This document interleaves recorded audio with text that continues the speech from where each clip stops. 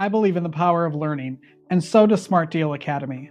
This incredible nonprofit serving the greater Charlotte area is changing lives through personalized tutoring, homeschool teaching, and enrichment classes for students of all ages.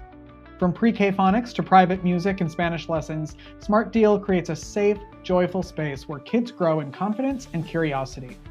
This work only happens because of generous donations from those who believe every student deserves a chance to thrive. Every dollar fuels one-on-one support, creative programming, and the kind of encouragement that sticks with a child for life. Be a part of that impact by visiting smartdeal.com and make a tax-deductible donation today. Let's build a brighter future together.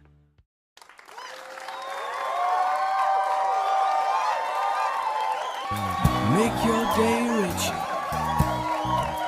than it was before. Got some good times knocking upon your front door.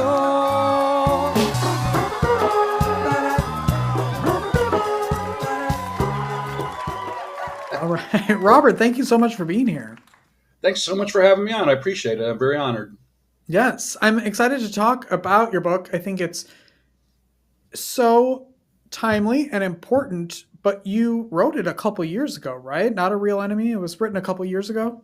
Yeah, almost a year to the date before the attacks, the Hamas attacks in Gaza. So the timing couldn't be better. The story, the message, I mean, even though it's not a brand new book, the message is stronger and more clear than ever as we go on, because anti-Semitism is still on the rise. I don't see it being curtailed at all, unfortunately. And my parents wrote their autobiography in the 70s, which I converted to a biography. And it's been a 7-year project now. Actually, I'm in the 8th year, and the timing, like, it couldn't be more poignant, couldn't be more relevant. Yeah, tell everybody what they will find in the book, Not a Real Enemy, the true story of a Hungarian Jewish man's fight for freedom. Tell everybody about the book. Well, it's a biography about my father. He was a 4-time escape artist. He survived Nazi Hungary and Communist Hungary, including 2 wars, obviously World War II and then the Hungarian Revolution in 1956, that a lot of people don't know about Hungarian history in general, and nor did I before I embarked on this project.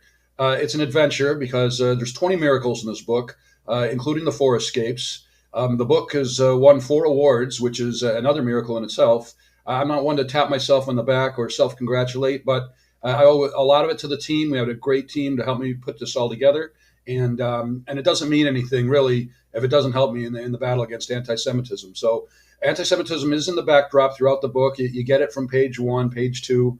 And it's just, it's riveting. I mean, when I turned my parents' autobiography into a biography, I was so enthralled. I was so inspired and motivated by all the stories in it that I told myself, I can't just leave this on a disc or a computer. This needs to be shared. And so here we are. We're lucky to get a traditional publisher, Shoestring Catch, bottom of the 9th, Amsterdam Publishers. They're doing a great job. That's all she does is Holocaust and Holocaust related. Our book has some more twists and turns because it carries us into communist Hungary, which the Jewish people were not treated much better. Jewish weddings were illegal. We talk about a chapter with an arrest. My mom's uncle, who sponsored their wedding, their illegal Jewish wedding, and he got hauled off and tortured for 13 months by the Soviets. And they tried to get him to confess to the Raoul Wallenberg murder, of all things. So if you can believe that. And he wouldn't confess, but he came back a broken man. Happy ending for them, though. They ended up in Sweden. He was a surgeon. Happy ending for my dad. The punchline is that he became an OBGYN and delivered 10,000 babies in the Detroit area. And so it's redemption indeed. Of course, it doesn't bring back the 6 million or the 50 to 60 million people that died in World War II, not to mention how many people perished or tortured under communist Hungary and communist Europe and elsewhere. And even now with the Ukraine war going on, it seems like things haven't changed much. And so that part of the book is also relevant because I call the Ukraine war the Hungarian Revolution on steroids. Thank God that was only a 2-week war, but 3,000 people died, countless injured, and refugees. And my mom and dad were frontliners there too. So not that the result was better, less people died in war, but still it was a repressed society. So they really, the first half of their lives, my mom and dad really had to go through quite a bit in order to make a life for themselves in the United States. And I'm lucky to be here. I can't get up every day, not grateful enough for what I have and what they've done for me, and especially after all they've been through. It's unbelievable. What made you want to take their biographies after that many years and put it into your own version or your own book? What prompted that? Well, it was like Superman's kryptonite. It's kind of my corny analogy, but when my dad died in '97, my mom died in 2016. I probably read the manuscript once, didn't think much of it. They went from paper and pencil to typewriter to computer to disc. After my mom passed, I took about a year to take care of her affairs, another year to retire, and then a friend of mine said he needed help reading X-rays. I'm a radiologist, just retired, and so I went back to work, and that actually brought me to the disc. It sort of called out to me. So between reading cases, we have a left screen and a right screen, and we read we've got the patient queue on the left, and the X-ray images, ultrasound images, whatever on the right. So between cases, I converted my dad's autobiography and dictated it into a biography, and I was just it riveted me. It gripped me, and so it was just sort of just the luck of the draw. Just the I don't know why it happened, but it happened. And I think my parents wrote the stories as though, I mean, they wrote it for me, for the legacy of the family, because I'm an only child of only children. But I think they wrote the stories knowing that I would do this. And don't you hate it when your parents are right, And also knowing that anti-Semitism, even though it might be down to one or two cells, as they say, but cells duplicate, cells replicate. So here we go again. The war against Hamas may be over, the war against Iran may be over for now, but it's still hatred is still rearing its ugly head, and it's not even just synagogues getting attacked in Michigan, my home state. The church that got run over by the truck and then shot up, if you remember that recently.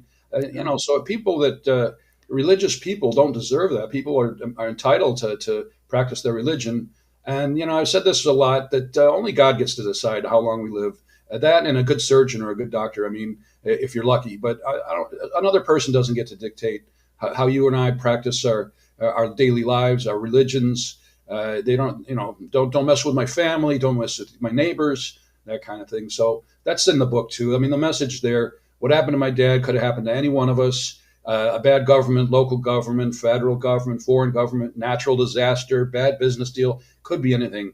And next thing you know, you're on the run. You don't know where your next meal's coming from. You don't know where you're going to be living. You may be free from one of your escapes, but where the hell are you going to go? You just there's no light at the end of the tunnel necessarily, and you definitely feel that in the story. And so with all of that, rather than empathizing with my father, I really put myself in his shoes. I felt, how would I get through this? How would I make it and survive and not end up with PTSD? Because you'd never know what he went through, the way he was, jovial and jolly. And I asked myself, how would most Americans be? People in the military, frontliners, police, firemen, even doctors, I suppose, and professional athletes maybe can survive this kind of ordeal with this constant running and hiding and starving. But I don't know. I think we've softened ourselves a little bit, and we have, with regards to protecting different Jewish and ethnic groups too. And it's not just going back to October 7th. That's 9/11 and, the anti-Asian sentiment after the coronavirus epidemic. And then we go back to Exodus and the Pharaoh and on, centuries and centuries of love and hate intermingle, unfortunately. So just not, it doesn't sit well with me. So I had to pass this message, and highly motivating. Was writing ever on your bucket list, on your bingo card of things you wanted to do with your life? Not really. If you knew me 6-7 years ago, you'd say this guy would never write about the Holocaust. I was burnt out from my mom and dad teaching about it, because they weren't just Holocaust educators; they were history educators and well-rounded. But I'm a science and math guy. Being a radiologist, I'm into anatomy. We're into the preservation of life, which makes me unable to stomach what these people are doing otherwise. The lesson too is 60, 80, 100 years ago, whatever happened, it's still, the song remains the same. Just, it's so sad the way people find a way to torture each other, to maim, to kill, have people beheaded. And that's another sad thing. So, no, I never would have considered myself a writer. We had to write papers as part of medical school and residency program and even fellowship. And a lot of people are academics, and they've done that, medical papers. But for me to write a novel like this, but the material was all there. So I had to put it together, and with the help of just a super team, social media, the website, YouTube channel, all these details. And I highly recommend authors that don't go it alone. Same if a loved one passes, it's a lot of work. Don't go it alone. Get some help. Yeah. If whatever you can afford, time, money, it all makes a difference, especially if you want to put out a good quality product. Who would you say that the book is for? Like, who should be reading the book? Well, anyone, truthfully. If you like Schindler's List, for example, I mean, Schindler's List was a sad story. I call my dad's story Schindler's List on steroids because there's a lot more action, adventure, escapes. But of course, the Jewish population. Somebody said recently that the opposite of love is not hate, but it's fear. And to me, the opposite of love is apathy. The opposite of love is indifference. And we're seeing that even with the Jewish community, which really saddens me. So it's open to anybody. I've got a lot of Christian friends, Muslim friends, Jewish friends, Asian. Anybody can read it, and anybody who well, we'll say sixth grade and up, okay, to be fair, because if you're not old enough to understand what's going on, but I think 10, 11 years old is a good time to really start teaching about fighting anti-Semitism, hatred, and education does start at home. But also, I want the book to be taught in the classroom. And I had some big announcements come up in the last couple of weeks. One is I'm the guest speaker for a young Camp Judea in Texas in a couple of weeks, 150 guys, and that's by far will have been my biggest book presentation. I hope to get a lot more of those. I've taught in the classroom. I've taught in synagogues, churches, museums, including the Holocaust Museum in D.C. And in a couple of weeks, I have a meeting with Stand With Us. It's a nonprofit out of Los Angeles, and they're interested in collaborating with me about teaching in the classroom about anti-Semitism, and that's an institution. That's all they do. So it's a real honor. And the funny thing is, I sent them a copy of the book about 2 years ago, and they finally got a chance to look at it, and they loved it. And so let's hopefully that helps us roll more with getting people educated. So it's really open to anybody, but it's a human interest story too. Besides being a biography and an adventure, it really is a human interest story. So. And hopefully someday a movie. People have said that. Many, maybe a documentary or a series or a full feature film. But Hollywood's in a bit of a mess between the LA fires and shortages of actors or writers or whatever the case may be. It's been kind of in a mess from what I've seen in the last few years. So it's difficult to kind of get in the door. But like Schindler, nobody knew who Schindler was 20, 30, 40 years ago. Even Anne Frank. So you never know. I mean. There's a lot of amazing stories about the Holocaust and beyond out there. So it's not like mine is the only one. But if you're going to help fight hate and you want to read an interesting book and learn about an interesting story, then Not a Real Enemy definitely is. It should be on the bucket list for sure. Where did the title come from? And were there any other titles that you were thinking of when you were? Great question. I'll try to keep it short. So my original one was The Hungarian Papillon, The Hungarian Butterfly, Dad's Story. Well, my co-author, Janice, who's outstanding, said, well, Dad's story doesn't really mean much. And the Papillon part, the younger reader won't understand the connection. The other one was the sixth book of Moses, because my dad's Hebrew name is Moses. It's Moshe ben Yosef. So, and with all the miracles in the book, I thought, after the 5 books of Moses, the Old Testament, this could have been a good title, The Sixth Book of Moses. Not a Real Enemy was, my co-author, Janice, came up with it brilliantly. The theme resonates throughout the book because Dad wasn't an enemy. He was just a Jewish guy on the run all the time, either hiding or on the run.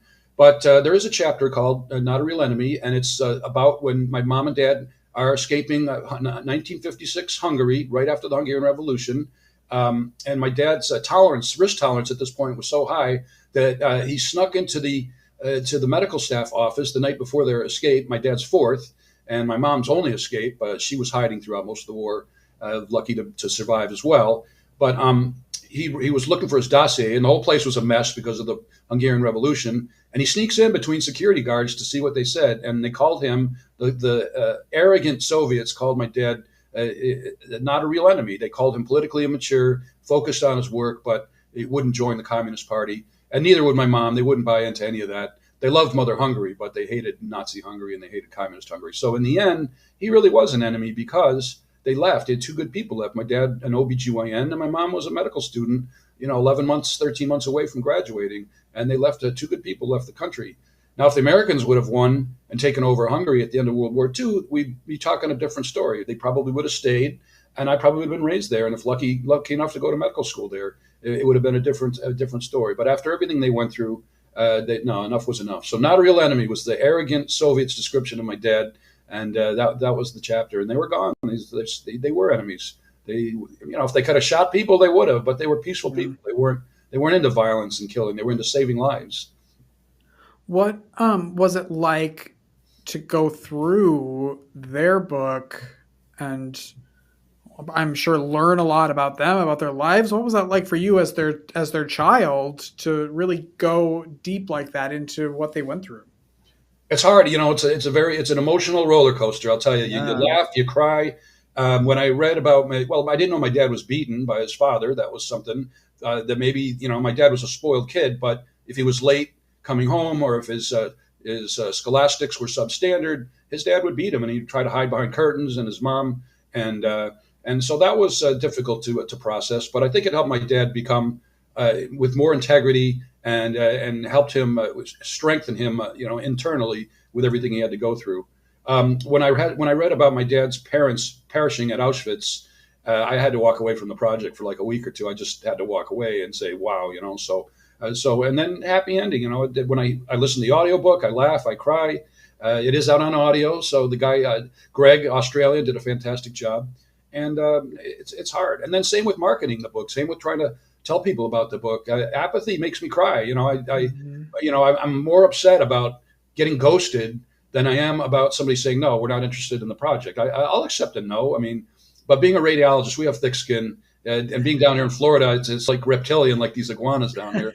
So I can take the discipline, and then I'll get hate. I'll get hate hits sometimes on TikTok or Instagram or LinkedIn. Unfortunately, you try not to get into cat fights. You try to you delete, you block, because the vast majority of people, the 99 percenters, are in my camp. And that's what I'm trying to do, is to embrace the people that think like we do, family, God, career, and enjoying whatever short time we have on this world without trying to behead somebody or protest in places that nobody cares. Yeah. And you don't get the right to prevent my kids from going to university too. We spend a lot of money at MIT. You know what a kid would give to go to MIT or Harvard or Yale, and these guys they're abusing it. So, and as a dean, I wouldn't tolerate that. And the governor here in Florida, he's not tolerating that. And I wish more people would catch on, because it's like wildfire. You got to put it out. Let's talk about this in the classroom. Let's talk about this in the courtroom. Let's go to Congress. Let's work, and more military presence and police presence, I don't think would hurt. I felt that in Israel. And I was in Israel when the book was released a year before the events, and I never felt safer. I never felt more comfortable. I never felt a better sense of integration between religions. And like always, it's one guy that ruins it for everybody, and Bin Laden and Hitler and this and that, and you know how it is. And it ends up badly for them all. It's just, What do you love most about your life right now? Being able to do this. So one good thing about this project is meeting great people like you, and doing great podcasts and book signings, presentations, classroom activities, meeting a lot of people who actually give a bleep, somebody who actually care. And so that's a wonderful thing, is meeting new people in a different way.